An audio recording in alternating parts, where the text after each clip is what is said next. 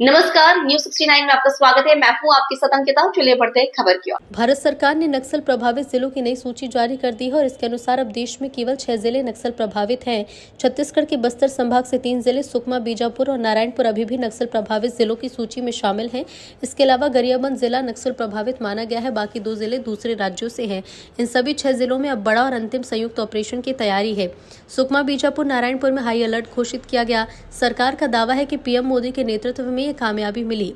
BJP नक्सलवाद के खात्मे का श्रेय मोदी और साय सरकार को दे रही है तो कांग्रेस सवाल उठा रही है।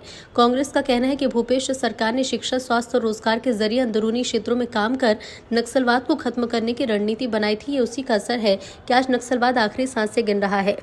इस सियासत के बीच उम्मीद है कि जल्द ही ये देश पूरी तरह नक्सलवाद से मुक्त होगा।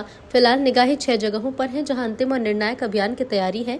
अगर अभियान सफल रहा तो देश के इतिहास में नक्सल उन्मूलन का सबसे बड़ा अध्याय साबित होगा। Bureau report, Raipur. निश्चित रूप से लगातार देश में नरेंद्र मोदी जी के नेतृत्व में सरकार बनने के बाद आतंकवाद, अलगाववाद और नक्सलवाद को लेकर ठोस और मजबूती से कार्यवाहियां हुई है। साथ ही देश भर में ड्रग्स के खिलाफ, नशे के खिलाफ भी एक बड़ा अभियान चल रहा है। तो नक्सलवाद अब समाप्ति की ओर है।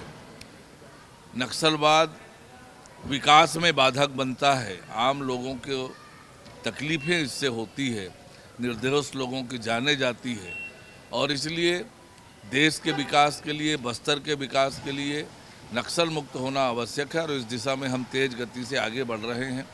और परिणाम आपके सामने है कि बहुत थोड़े से जिले बच गए हैं जहां पर नक्सलवाद अभी भी है।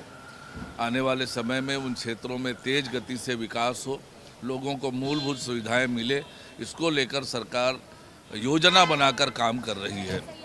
फिलहाल इस खबर में इतना ही। आप बने रहिए न्यूज 69 के साथ। नमस्कार।